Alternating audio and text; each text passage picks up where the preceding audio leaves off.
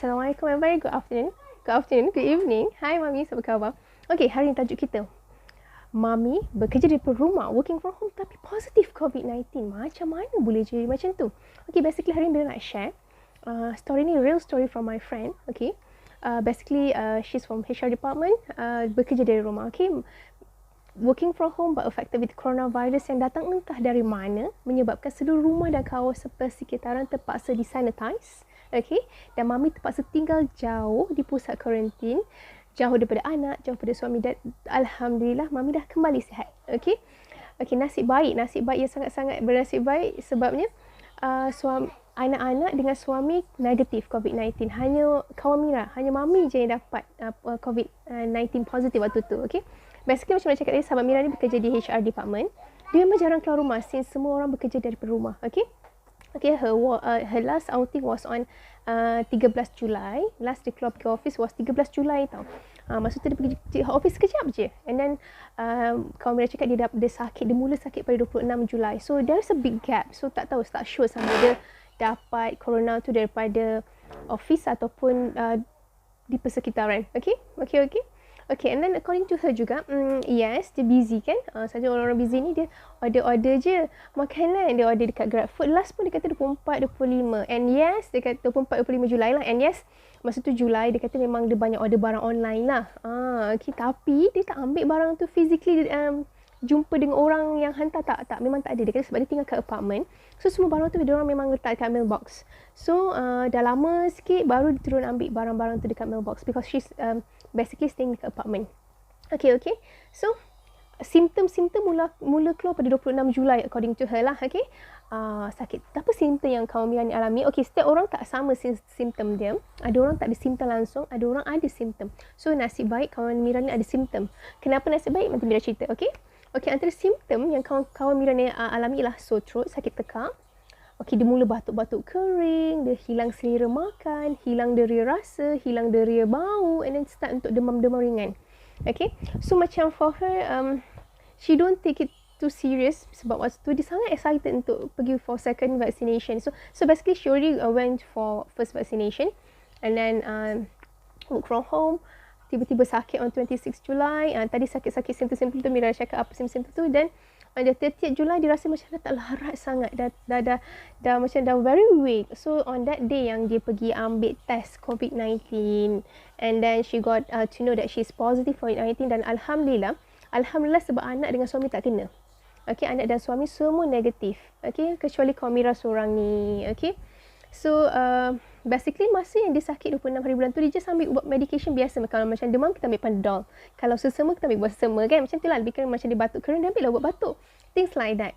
Okay, and then what is so good about her, dia ni macam cakap precaution minded jugalah. So bila dia start sakit je kan, dia takut lah kalau benda ni corona kan, because she never know it is corona or not. So dia pakai mask dekat rumah since the first day she got sick, and then dia dah memang siap-siap asingkan tempat tidur suami dengan anak-anak. So tak tidur dengan mereka semua. Okay, and then dia kata the good thing is husband dia memang selalu ambil lime juice untuk basically nak slim down. Okay, and then dia lah yang tolong potongkan lime juice tu, lime tu kan, tapi dia tak minum. Dia kata husband dia yang minum. So mungkin husband tu dah dapat protection daripada lime ada vitamin C, very high in vitamin C yang macam kita tahu kan. And but for her, actually dia memang consume vitamin, but for that week, a week before dia kena coronavirus tu, dia kata dia macam biasalah perempuan ni ada mood dia bila period tu mood dia cloud sikit. So dia nak tanya, tak ada mood langsung nak ambil vitamin dia kata. And then lagi pun dia duduk pada rumah. So tak ada effect lah mungkin kan. Dia fikir macam tu. So that a week before dia dapat coronavirus memang dia tak ambil vitamin langsung. Okay, so basically that's how dia punya perjalanan macam mana dia kena coronavirus tu lah. So macam kita tahu coronavirus memang tak ada ubat sekarang. So basically right now dia kata doktor memang advise dia ambil vitamin C as a treatment for coronavirus yang dia alami, and Alhamdulillah dia kata memang since dia ambil vitamin C memang cepat healing process tu, rapid healing process. Okay, and then kawan Mira ni dia bagi Mira list of item yang dia rasa dia perlu beli, yang perlu ada dekat rumah dia masa dia sakit tu tau. So dia kata dia share dengan Mira list tu, memang panjang list tu. Okay, so Mira akan share few items yang Mira rasa mungkin kita semua perlukan. Okay, nombor satu ialah oximeter. Oximeter ni basically untuk mengukur tahap oksigen kita. Okay, Itu nombor satu. Nombor dua, lemon. Lemon tu basically husband ni memang minum lemon juice. So it's very rich in vitamin C kan. So dia kata lemon tu mungkin antara peluang ada. Macam Mira boleh tak? For me, Mira ambil vitamin C. So insyaAllah okay kot. And then dia kata vitamin for adult and kids. That is things yang ada juga dalam list dia. Okay, ada juga glove and sanitizer gun. Okay, basically glove and sanitizer gun ni untuk apa? Okay, basically untuk kan kalau kita ada makanan, kita nak kena ambil. Kalau kita ada barang, kita nak kena ambil kan. So kita gunakan glove. Gunakan glove masa ambil barang. And then sanitizer gun tu, kita spray lah barang yang kita dah terima tu. It's very important right now sebab kita tak tahu virus tu kat mana. And then orang kata virus sekarang ni melalui udara pun dia dah boleh spread kan. So very dangerous. So glove and sanitizer gun ni antara yang kawan Mira ni highlight dekat Mira. You jangan lupa, mesti make sure benda ni ada, dia kata. Okay, so basically glove tu dia kata glove plastik yang boleh pakai buang. Sebab kalau Mira tengok prosedur daripada Boston University dalam handling items, delivery items semua kan, company delivery ni, diorang memang gunakan glove and sanitizer. Glove tu diorang cakap bila ambil barang tu, even alat yang digunakan untuk buka packaging semua diorang sanitize. So make sure you sanitize lah, guru gunting ke apa, kita tak tahu kan, unless you barang tu dah sampai terus spray gun ke kan, terus sanitize kan parcel tu lain cerita lah. Okay, and then another thing yang dia cakap, penggunaan Listerine pun boleh membantu dalam mulut kita. Kalau misalnya katalah mana tahu kan terkena kan coronavirus tu kan kat dalam mulut, dia kata doktor yang advice bagi tahu penggunaan Listerine pun membantu juga ubat-ubat kuman-kuman mulut tu kan. Okay, so apa yang perlu kita amalkan nowadays is selalu perlu kerap cuci tangan, kena stay dekat rumah, jangan keluar kalau tak perlu, and then perlu ada social distancing, kalau perlu pakai mask, bila keluar kena pakai mask. Macam sekarang ramai dah upkan double mask kan, even Kementerian Kesihatan pun dah galakkan kita pakai dua mask. Okay, satu fabric, satu lagi yang medical ke, non-medical grade ke kan. Okay, so basically itu yang perlu kita amalkan. And then itu satu story daripada a mom, okay, yang kena coronavirus masa work from home. There is another story juga. Ini story, kisah ni berlaku kepada kawan suami Mira. Okay, pernah bekerja bersamalah kiranya satu tempat, tapi tak ada rapat sangat. So we got to know about his story. Dia bekerja dari rumah juga, and then dia keluar hanya untuk beli barang rumah aja, and then dijangkiti coronavirus.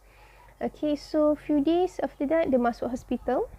Tapi bila masuk hospital, Mira tak cakap lah kat mana, tak ada bed dekat ICU. Okay, so tunggu bed, and then one day dapat bed. Okay, dapat bed pagi, masuk ICU, petang dah meninggal. Basically memang badan kita tak tahu tindak balas coronavirus tu macam mana kan. So make sure parents, mummies, you make sure kalau ada any protection in terms of makan buah-buahan, makan sayur-sayuran, so that badan you terima nutrisi yang boleh membuatkan badan you lebih kuat. Okay, boleh pertahanan badan you lebih kuat. Macam Mira memang amalkan vitamin C. Memang daripada awal dah few years dan Mira amalkan vitamin C until now. Even before go for vaccination, Mira memang ambil vitamin C tu before and after, sebab I takut I demam, I takut I sakit. So basically apa yang Mira boleh bagi tahu kat sini, make sure stay at home, selalu cuci tangan dengan sabun. Kalau perlu keluar tu kena ada social distancing. Kalau pakai mask jangan lupa. Okay, and then ada juga soalan yang bertanyakan, boleh ke ibu yang menyusukan baby ni kalau dia positif COVID-19, boleh ke dia menyusukan anak dia? Basically soalan ni banyak Mira nampak. Okay, actually tak ada masalah untuk mami yang ada COVID-19 menyusukan baby yang negatif COVID-19. Means anak tak ada, mak ada. Tapi kena amalkan kebersihan lah. Mami kena pakai mask, and then mami kena selalu basuh tangan dengan air dan sabun sebelum dan selepas sentuh baby. Kita tak tahu kan. Okay, and then bersihkan dan disinfect permukaan yang sentiasa yang mami sentuh. Mami kalau boleh jangan duduk in the same room as baby, dengan baby lah. Kalau boleh elakkan lah. Tapi kalau misalkan perlu duduk dekat satu bilik yang sama, mungkin jarak lah ibu dengan baby tu dijarakkan. Tak adalah dekat sangat, mungkin katil tak ada dekat sangat katil sebelah. Letak katil baby tu jauh sedikit kan. So kalau mami risau baby terkena jangkitan, okay, mami boleh perah atau boleh pump susu. Dan susu tu kita boleh bagi kat baby menggunakan botol lah basically. Okay, so kita memang kena selalu jaga kebersihan dan disinfect perkakasan yang semua yang mami guna. Okay mami. Okay, antara itu bab penyusuan. Okay, rasa itu saja sharing untuk hari ni sebab Mira pun ada hal lepas ni. That's why kita a bit earlier kita punya sharing today. So tomorrow kita akan sentuh balik about breastfeeding. Okay, so hari ni Mira just nak inform mummies, please take care. Kalau belum vaksin, pergi daftar for vaccination. In fact, Mira punya second dosage will be coming very soon. Doakan tak sakit. Okay. Sebabnya kenapa kena vaksin, bila you dapat vaccination, you punya body akan hasilkan antibody. And that antibody will transfer to your baby through penyusuan susu ibu. That is very important untuk ibu-ibu yang mengandung dan menyusukan baby, terutamanya untuk dapatkan vaksin. Dan yang untuk ibu mengandung sekarang banyak sangat kes. So ibu-ibu mengandung kat luar sana, please take care of yourself, pergi for vaccination. Kalau tak perlu keluar, jangan keluar. Okay, sebab kita tak tahu vaksin COVID-19 ni macam mana dia spread every day.